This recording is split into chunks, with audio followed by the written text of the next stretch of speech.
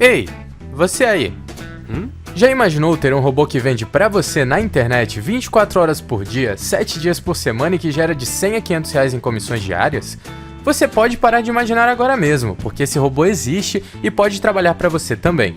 Não importa se você não tem experiência com internet ou marketing, se você não sabe onde achar seus clientes ou se você não tem nenhum produto para vender. Pare de se preocupar agora mesmo. Você vai aprender a criar um robô que faz isso de forma automática.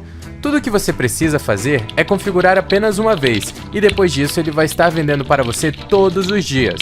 Seu computador se tornará uma máquina de dinheiro, como um caixa eletrônico 24 horas. Aproveite enquanto esta técnica ainda está funcionando. Clique no botão abaixo deste vídeo para entender mais sobre como você pode construir o seu também. O Flamengo e 21 vitórias do Atlético Paranaense.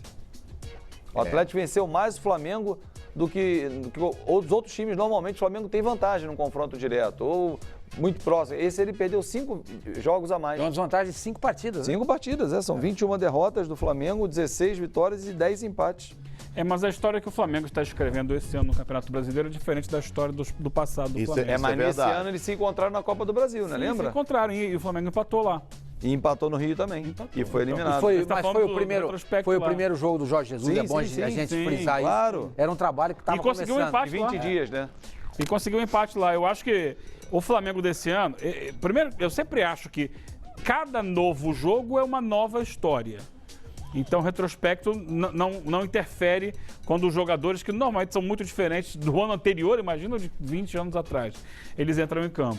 Mas esse ano, especialmente, mais ainda. Porque o que o Flamengo tem feito, né, nesse momento do Campeonato Brasileiro é superar, inclusive, né, a média, né, média de pontos, média de gols. Ele está quebrando todas essas barreiras, todas essas pré-definições do Campeonato Brasileiro. Então, não será surpresa se ele quebrar mais uma. Amanhã, vencendo o Atlético Paranaense. São dois times que jogam buscando o ataque. Eu acho que isso vai ser bacana da gente ver amanhã nesse jogo na Arena da Baixada. O Flamengo, independentemente de estar vencendo de 1, de 2, não abre mão de atacar. E o time do Thiago Nunes também. O time do Atlético Paranaense, independentemente de ter desfalques ou não. Então, eu acho que esse realmente, como disse o Sormani, é o jogo que o torcedor do futebol esquece o Flamengo, esquece o Atlético Paranaense. Eu, por exemplo, que torço pro Goiás, eu quero ver esse jogo. Claro. Se eu tiver que escolher, escolhe aí dos jogos todos, dos 7 jogos do domingo. Eu falo assim, não, eu quero ver Atlético Paranaense e Flamengo, porque a tendência é a gente ter um ótimo jogo de futebol. Sim, mas eu acho que isso tem acontecido. É claro que para esse jogo contribui também o Atlético Paranaense, que também é um time muito bom da gente ver jogar. Mas tem acontecido isso, Theo, com os jogos do Flamengo em geral. Dá prazer ver jogar, né? Tá todo mas, mundo, por exemplo, mesmo que não seja torcedor do Flamengo. Mas contra o Galo, por exemplo, o Galo jogou o canhadinho lá atrás. O Atlético Paranaense não. Mas eu acho que o Galo não conseguiu jogar. Né? Não é que ele as pessoas estão querendo ver o Flamengo jogar. Sabe? Não importa o adversário. Muitos que são os torcedores do Flamengo, muitos que querem torcer contra o Flamengo e até os que não estão aí, se o Flamengo vai ganhar ou vai perder, mas querem ver o futebol bem jogado.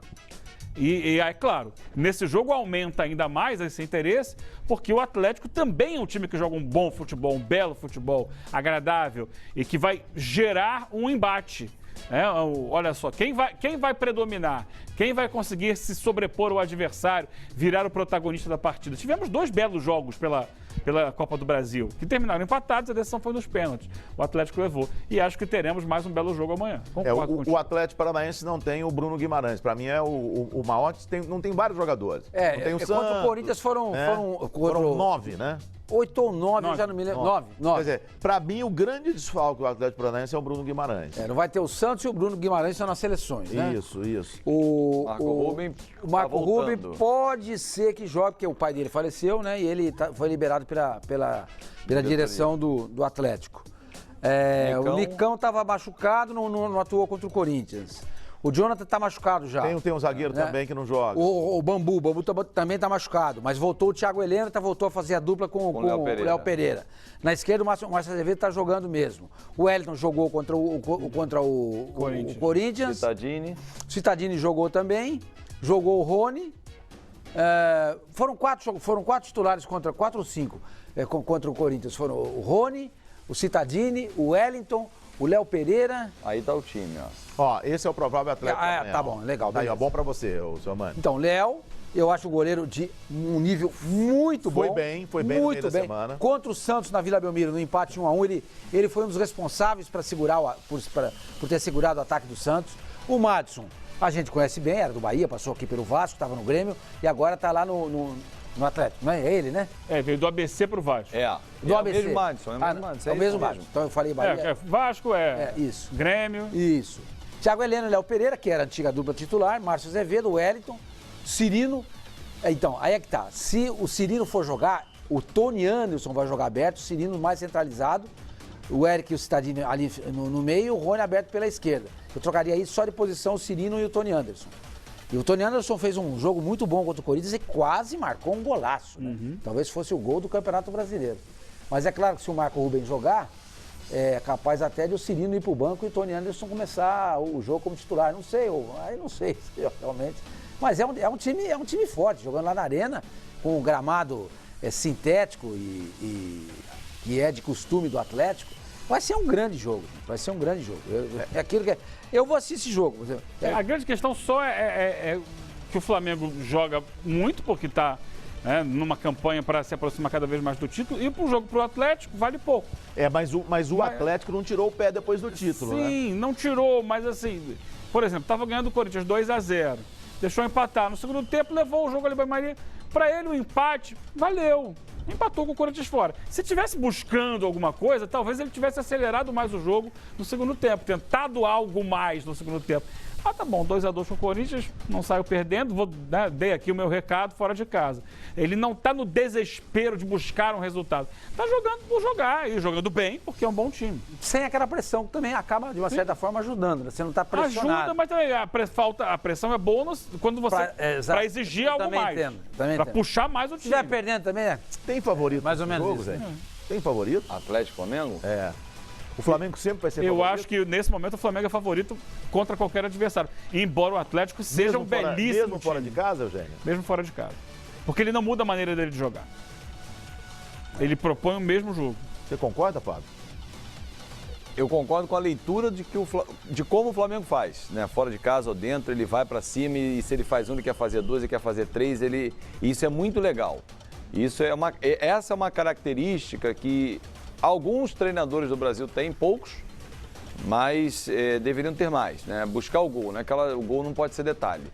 Então, mas eu não sei, eu acho que equilibra por conta de desfalques que tem o Flamengo, pelo desgaste que vem sofrendo o time do Flamengo, e a gente tem visto no segundo tempo cansar um pouco mais, à exceção do jogo do Atlético Mineiro, mas normalmente no segundo tempo o Flamengo tem sido de menor intensidade, foi assim contra o Grêmio, por exemplo. Foi contra a Chapecoense, foi contra assim a Chape também. Contra o Atlético foi assim mas estava um gramado pesado, cada hora vai ter uma desculpa, mas é assim, é normal, até porque agora ele não está podendo poupar. Ele poupou contra o São Paulo, lembra? Tirou os dois laterais e tirou o Gerson. O jogo apertou e enfiou os três no jogo. Agora ele já está sem 4, porque 2 estão passeando em Singapura, né? Pode ser que entrem, né? Amanhã, pode ser, mas também é um detalhe, né? Deve entrar. O Tite deve fazer esse favor. Olha, será que vocês vieram aqui? Vamos pro jogo, rapaziada, vamos lá. Tá tendo muita pressão em cima do Vamos lá, pô, eu tirei você, não posso dizer que eu tirei por tirar, né? Então assim, aí vamos lá, vai botar. Aliás, eles chegam segunda-feira, hein?